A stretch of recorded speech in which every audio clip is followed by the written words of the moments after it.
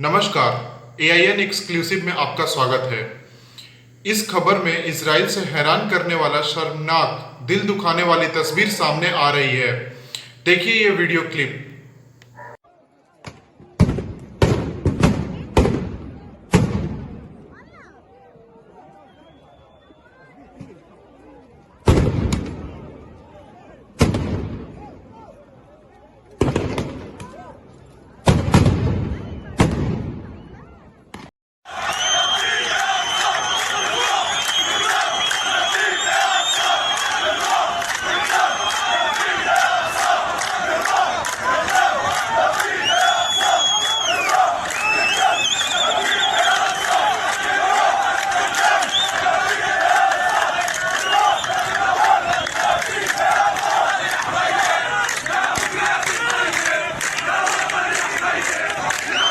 نخاف عليها، ونحن الذين تعلمنا منذ الصبا. قالوا لنا إذا ضاقت بكم الأرض فاذهبوا إلى الجزائر، فهي جنة وعالم آخر ووطن جميل وحب لا يموت أبدا. قسما بالله يا شعب الجزائر، إنكم في جبهة المجد منائر. قد درسنا مجدكم في أرضنا وسمعنا ذكركم فوق المنابر. النضال الحر فيكم فجره، وقصة الأحرار أنتم والضمائر. وتلونا حبكم أنشودة كنشيد الروض في نفحة طائر. يا طيور الحمام مري على الجزائر، يا طيور الحمام مري على وهران، يا طيور الحمام مري على أراضيهم وسلمي عليهم. مني السلام عليك يا شعب الشهامة والأدب. أهل الجزائر يا سنا عيني وقلبي والعصب.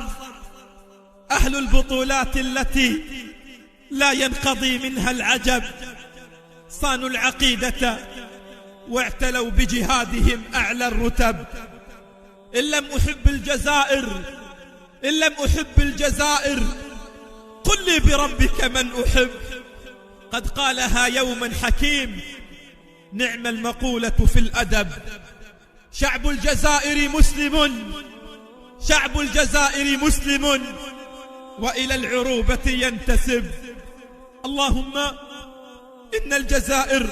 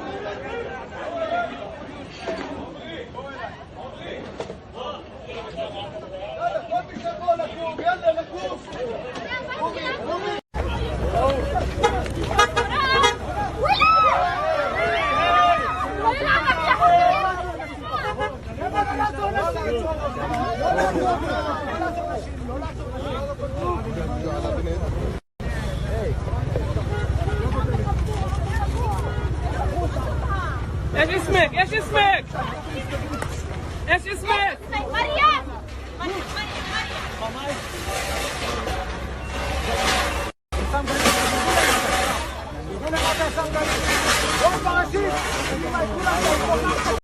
दरअसल इजराइल की कार्रवाई में लगभग 90 फिलिस्तीनी घायल हो गए हैं।